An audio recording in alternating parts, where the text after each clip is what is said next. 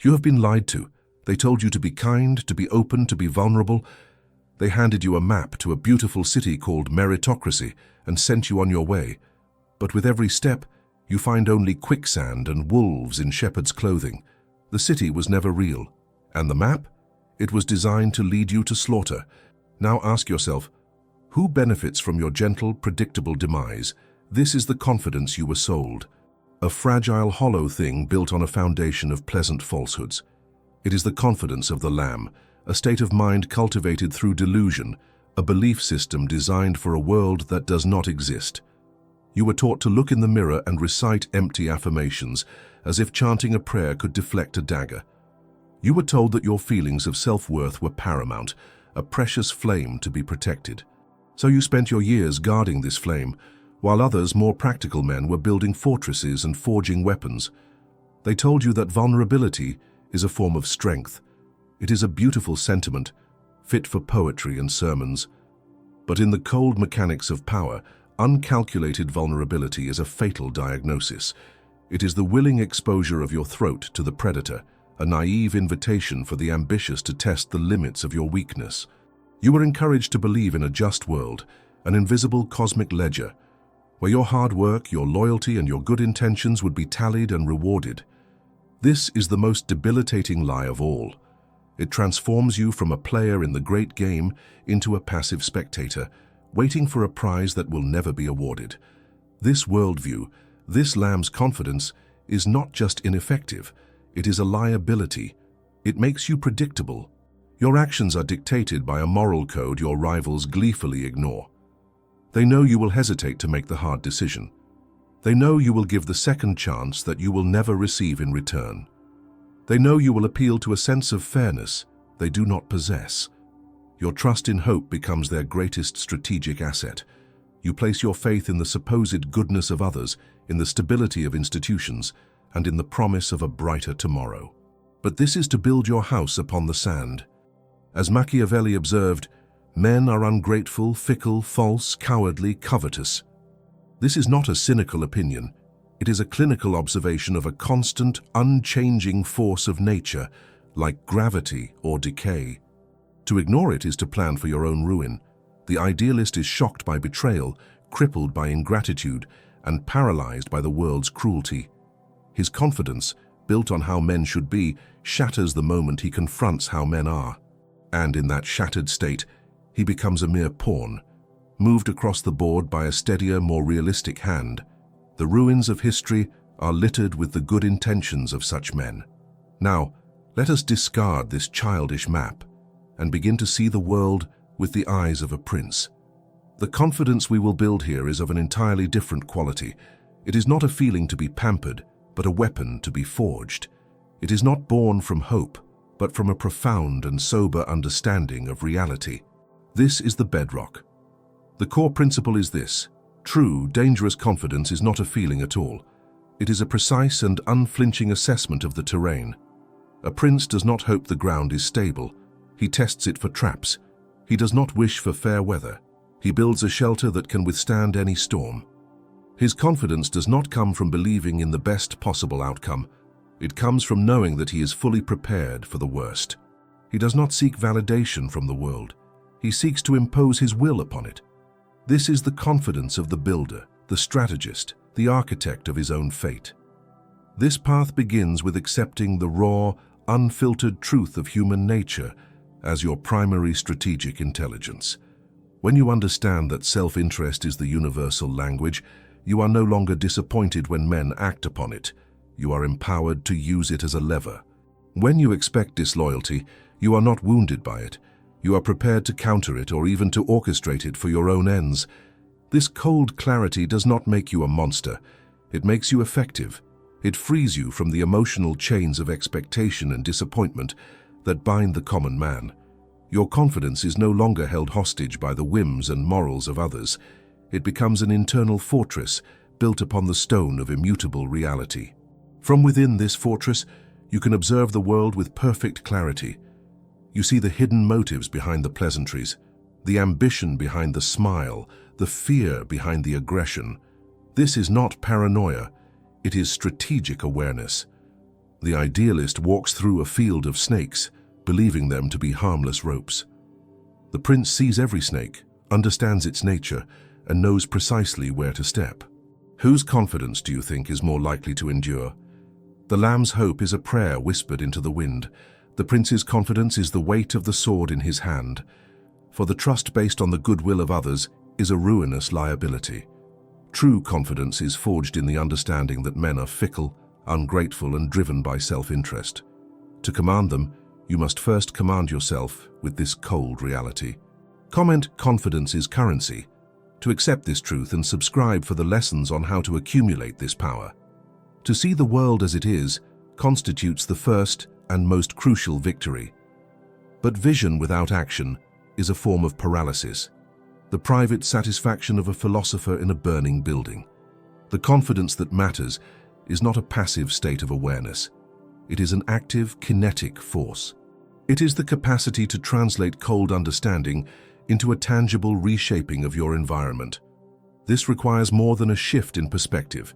It demands the forging of weapons. These are not tools of brute force, but instruments of strategic will, each designed to carve out a sphere of influence and control in a world that concedes nothing willingly. To merely possess these instruments is insufficient. You must wield them with such mastery that their use becomes as natural as breathing, until your very presence projects an undeniable aura of efficacy.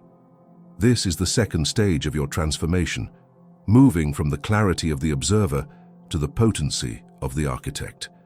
The first of these weapons is the mastery of the economy of decisive action. The average man is perpetually at war with himself, caught in the debilitating crossfire of hesitation and regret. He believes that prolonged deliberation is a sign of prudence when in reality it is a broadcast of his own impotence. He weighs endless variables, consults a council of conflicting fears, and waits for a moment of perfect certainty that will never arrive. This indecision is a slow-acting poison. It drains his will, exhausts his resources, and signals to all observers, friends and foes alike, that he is a man governed by circumstance, not by intent. His eventual action, when it finally comes, is often weak, compromised, and too late, a feeble gesture in a game that has already moved on. The dangerously confident individual operates on a different calculus entirely. He understands that action itself is a form of currency, and that speed multiplies its value. He internalizes the Machiavellian axiom that injuries should be inflicted all at once, so that the shock is singular and the memory fades, while benefits should be dispensed slowly to maintain a state of continuous gratitude. This principle extends far beyond mere cruelty. It is a universal law of impact. A difficult decision, a necessary termination, a bold strategic pivot. These things, when executed with surgical speed and finality, create a clean break with the past. They stun opposition, shatter existing dynamics, and establish a new reality in which you are the primary causal agent. A slow, agonizing process, by contrast, invites resistance at every stage, breeds resentment, and leaves you looking weak and apologetic for a decision that was necessary. The swift stroke is respected even by those it harms. The 1,000 hesitant cuts are despised by all. This practice builds confidence from the outside in. Every decisive maneuver that succeeds affirms your judgment, but more profoundly, it teaches you to trust your own capacity to navigate the consequences. You learn that the fallout from a bold move is almost always more manageable than the slow decay of inaction. You cease to fear the future because you are actively creating it with each resolute step. The second weapon is the disciplined application of the doctrine of dependence and annulment. A confidence that rests solely on your own abilities is admirable but incomplete. It is the strength of a lone wolf, formidable yet vulnerable to the pack. True, unshakable assurance comes from structuring your social and professional environment in a way that makes your position indispensable, and opposition to you strategically catastrophic for the opponent. You must become an architect of relationships, not a mere participant. The primary method is the cultivation of dependence. You must maneuver yourself into being the source, the nexus, the indispensable hub through which vital resources flow. This is rarely about money. It is more often about being the gatekeeper of information, the broker of opportunities, the provider of unique security, or the sole interpreter of a complex reality. You must train others to see you as the most reliable path to their own ambitions. In this way, their self-interest becomes inextricably chained to your own. Their loyalty is no longer a matter of affection, a fickle and unreliable sentiment, but a matter of pragmatic necessity. They support you not because they like you, but because a world without you at its center is detrimental to their own survival and prosperity. This web of dependency is your fortress. Parallel to this is the colder, yet equally vital practice of annulment. You must cultivate the foresight of a chess master, identifying potential threats long before they can declare themselves. A rising rival, a dissenting voice, an alternative center of power. These cannot be ignored. The clumsy ruler crushes them with open force, creating martyrs and sowing the seeds of future rebellion. The artist of power neutralizes them with subtle, undeniable pressure. He removes them from the field of play by promoting them to irrelevance, by strategically isolating them from their base of support, by subtly discrediting their competence, or by engineering circumstances where they annul their own influence through their predictable reactions. Confidence in this domain is the quiet certainty that no one can harm you, because those with the power to do so have been made to need you, and those with the will to do so have been stripped of their capacity. Your security is not a matter of trust, it is a matter of superior design. The third and culminating weapon is the establishment of the monopoly of reputation. In the theater of human affairs, perception is not a reflection of reality, it is a reality in and of itself. As the Florentine master noted, everyone sees what you appear to be, few experience what you really are. The masses do not have the time, nor the inclination, to conduct a deep analysis of your character. They judge by the image you project, by the narrative that precedes you. The naive man hopes his good deeds will speak for themselves. The strategist understands that his reputation is a message he must compose, transmit, and aggressively control at all times. To achieve a monopoly on this is to win the battle for the minds of others before it has even begun. This requires immense discipline. Every public act, every word spoken, every calculated silence must be a deliberate contribution to the persona you wish to construct. If you wish to be seen as a paragon of unflappable competence, you never reveal your doubts. If you aim to be perceived as ruthlessly efficient, you never indulge in public sentimentality. If your goal is to be seen as a visionary, you frame even your failures as necessary steps in a grand, inscrutable plan. You must become the sole author and editor of your own story. This constructed image serves as both armor and a weapon. It deflects scrutiny and preempts challenges, because people hesitate to move against a reputation that seems formidable and absolute. It also magnetizes opportunity. People are drawn to the gravity of certainty, to the illusion of destiny. They want to be associated with a force that appears to be ascendant. The deepest layer of this strategy is the cultivation of a productive mystique. By never fully revealing your methods, your motivations, or your next move, you force others to fill in the blanks. And if your reputation is strong enough, they will fill them in with projections of their own fears and hopes, often attributing to you a level of genius and foresight that surpasses the reality. Your confidence then becomes a self-fulfilling prophecy. You project an image of unshakable power.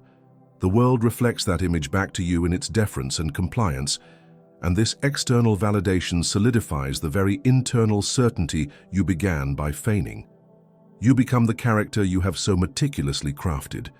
You have been given the weapons, a blueprint for decisive action, a strategy for engineering dependence, a methodology for monopolizing reputation. But a sword is a useless weight of steel in the hands of a man who fears to draw it, and a fortress is a hollow vanity if its commander is a slave to his own passions. The most sophisticated strategies for external dominion will invariably collapse if they are executed by a mind that has not first achieved sovereignty over itself. This is the precipice where most aspiring men fail. They learn the tactics of the game, but neglect the ruthless inner discipline required to play it. Before you can command the battlefield of the world, you must first win the silent, brutal war that rages within your own skull. This is the conquest of the self, the transformation of the mind from a prison of inherited weaknesses into an impregnable citadel, a command center from which you can prosecute your campaigns with unnatural calm. This internal war is waged against an insurgency of deeply ingrained human frailties. The first and most treacherous of these is the craving for affirmation, the desperate need to be liked. This desire is a leash, and by displaying it, you hand the end of that leash to every person you meet. They will pull it to control you, to blunt your ambition, and to reduce you to a harmless, pleasing mediocrity. To seek approval is to grant others a veto over your own actions. You become a supplicant, tailoring your decisions to the anticipated applause or condemnation of an audience that is, at best, indifferent to your ultimate success. The man who needs to be loved cannot make the decision that will cause him to be temporarily disliked, even if that decision is essential for long-term survival. He will spare the traitor, promote the incompetent friend, and speak the convenient lie instead of the necessary truth. This sentimentality is a terminal disease for any wielder of power. The fortification of the mind begins with the systematic extermination of this need. You must learn to view the opinions of others not as a judgment upon your worth, but as raw, strategic data. Praise is a signal of what people wish to encourage in you, often for their own benefit. Insult is a sign of envy, fear, or a weakness you have agitated in another. Both are merely information. You must cultivate an inner state of absolute neutrality toward them, an emotional dead space where the adulation and the condemnation of the crowd are received with the same dispassionate analysis. This is the first wall of your fortress. The second internal enemy is emotional reactivity, rage, jealousy, pity, enthusiasm. These are the treacherous counselors of the unprepared mind. They are storms of impulse that cloud judgment and create predictable vulnerabilities for your rivals to exploit.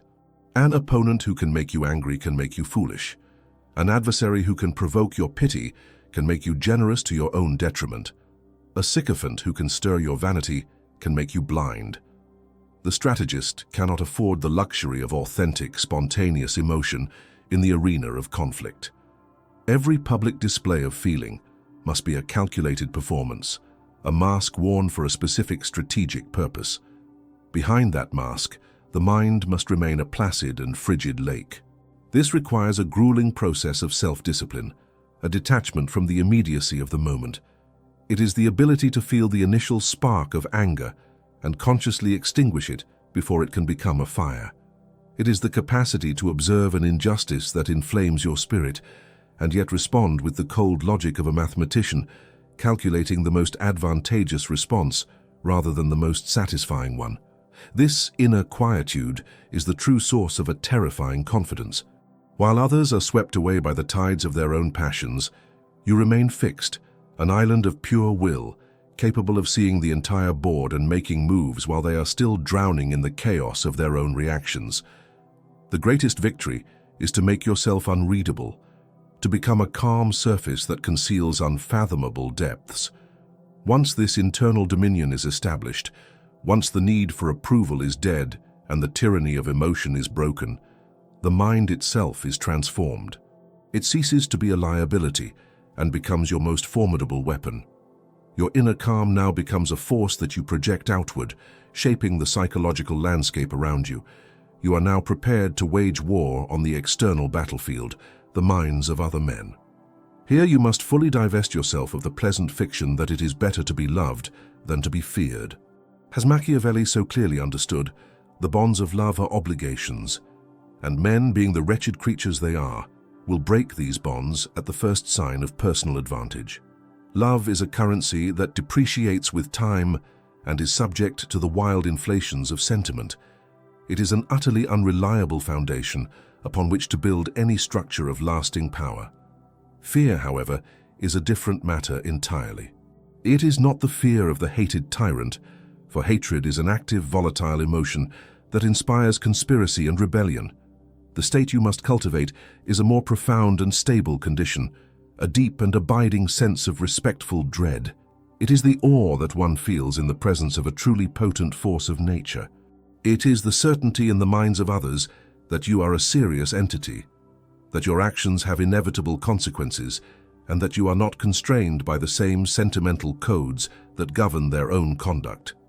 This respect is maintained by a constant, unspoken threat of punishment that never fails. Projecting this aura is an art form. It is achieved not through loud threats or crude intimidation, but through a series of calculated demonstrations. You must occasionally make an example of someone, not out of malice, but for the purpose of pedagogy. An act of disloyalty, a gross display of incompetence, a direct challenge to your authority, these cannot be met with gentle correction.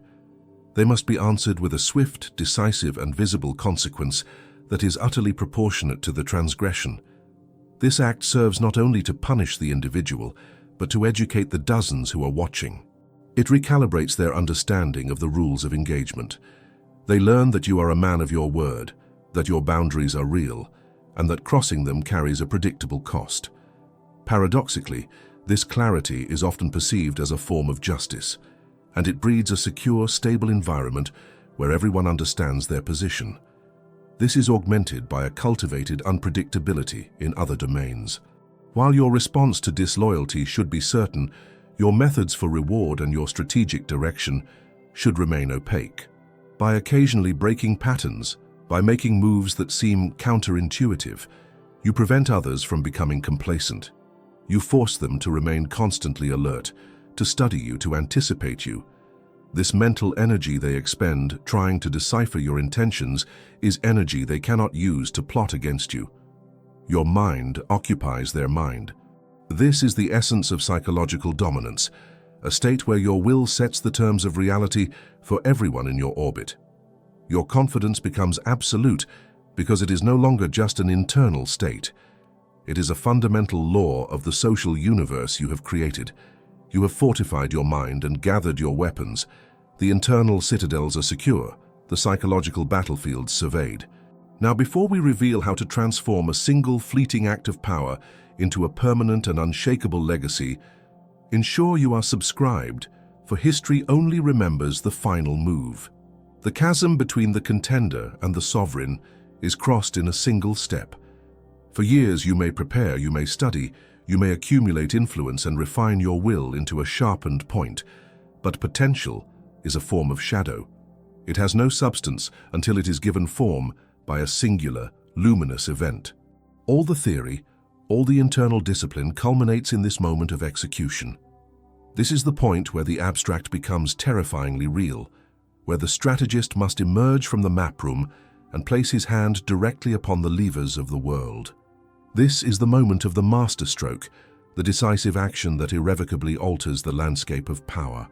It is the instant where preparation and opportunity converge, where virtu, the sum of a man's skill, audacity and will, seizes the wild hair of Fortuna and bends her to its purpose. This defining action we shall call the lion strike. It is not merely a bold move, it is a theatrical and definitive reordering of reality. It is Caesar crossing the Rubicon, knowing there is no return.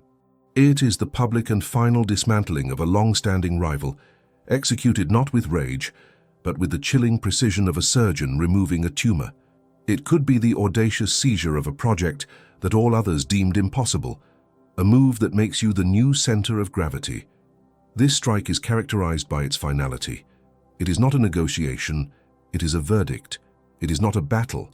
It is the end of a war that others may not have even realized was being fought. The timing of this strike is everything. The common man, driven by emotion, acts too soon out of anger or too late out of fear. The master strategist waits. He observes the currents of fortune, the waxing and waning of his rival's strengths, the subtle shifts in the political climate.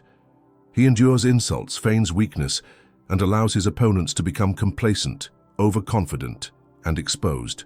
Then, when the moment is perfectly ripe, when their guard is down and the circumstances are most favorable, he commits his entire force to a single overwhelming point of pressure. The strike is so swift, so total, that it paralyzes the opposition and renders all previous calculations obsolete. The purpose of the lion's strike is as much symbolic as it is practical. It is a public announcement that the old rules are dead and a new reign has begun. Its execution must therefore be imbued with a certain terrible beauty. It must be clean, decisive and memorable, a story that will be told and retold, amplifying its psychological effect far beyond the immediate participants. The amateur uses violence, the master uses significance. He ensures that the act itself communicates his core message, that he is a force of a different order, one who operates on a higher level of strategy and will. Following this thunderclap of action, there must be a deafening silence. The prince does not gloat, he does not explain, he does not apologize. The sheer audacity of the completed act is its own justification. His quiet, confident composure in the aftermath is what solidifies the victory. It communicates an unnerving truth, that this was not a desperate gamble, but the inevitable result of a long-held plan. This is how fear is distilled into respect. People are not awed by the man who luckily survives a fight. They are awed by the man who calmly orchestrates a checkmate from 10 moves away. But here lies the second great precipice, where even successful men often fall into ruin. Victory is intoxicating. The adrenaline of the lion's strike can lead to a fatal period of celebration and complacency. The true sovereign understands that the moment of triumph is also the moment of greatest vulnerability. The old order is shattered, but the new one is not yet built. It is in this fluid, chaotic aftermath that a lasting foundation must be laid. This is the process of consolidation, the conversion of personal kinetic power into a permanent structural authority. The true measure of a ruler is not the victory he wins, but the stability of the state he builds in its wake. Immediately after the strike, you must work with a feverish intensity, not resting until the new reality is codified and unbreakable. You must be the lawgiver. New rules, new hierarchies, and new protocols must be established. These are the girders and beams of your new edifice. They must be designed to perpetuate your authority and institutionalize the changes you have made. Your will must be embedded into the very process of the organization you command, so that it functions according to your design, even when you are not present. This means you must immediately reward those who were loyal and, more importantly, elevate those who are competent. You must create a new class of stakeholders whose personal success is now identical to the success of your new order. Their ambition must be channeled into defending the structure you have built, because it is the source of their own status and wealth. This creates a human barricade around your power.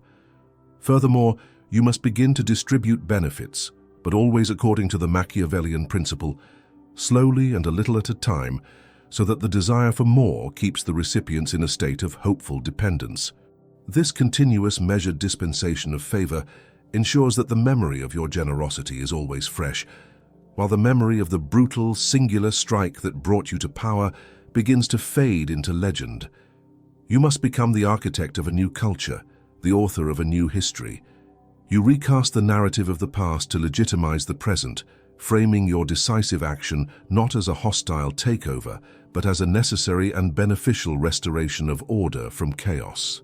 You establish rituals, traditions, and symbols that reinforce your authority and give the new order a sense of permanence and inevitability. Your power ceases to be a personal attribute and melts into the structure itself, becoming an impersonal, unassailable fact of life for all who exist within it. This brings us to the final philosophical conclusion. The confidence you have built is not the hollow arrogance of the ego. It is not about feeling superior. It is the profound and quiet certainty that comes from being an effective agent of your own will in a chaotic and unforgiving universe.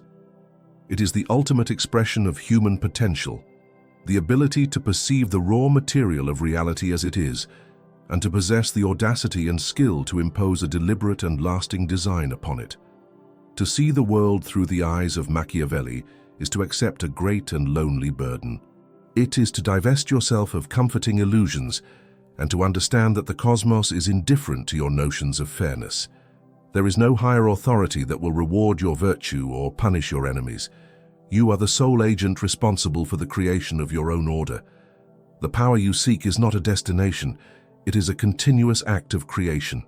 It is the construction of a throne, not for the purpose of sitting upon it in luxury, but as a station from which to continue the endless work of maintaining stability and strength against the relentless tides of fortune. The supreme confidence, in the end, is not a matter of goodness or wickedness, but of efficacy. It is the capacity to build a kingdom in the void and to have the fortitude to rule it. It is the realization that you are not merely a character in the story of the world, you are its author.